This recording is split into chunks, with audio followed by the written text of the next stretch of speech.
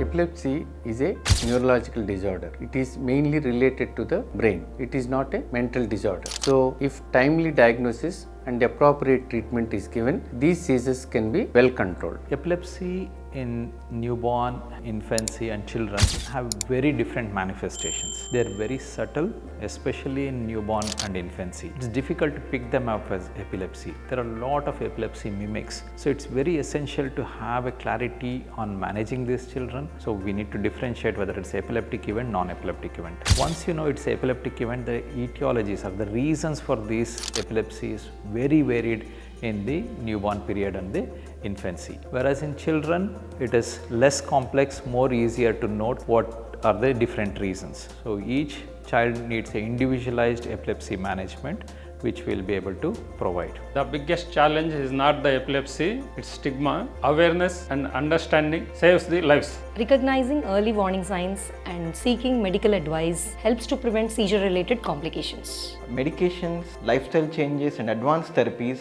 have transformed the epilepsy care. Most epilepsy patients are having normal and active living.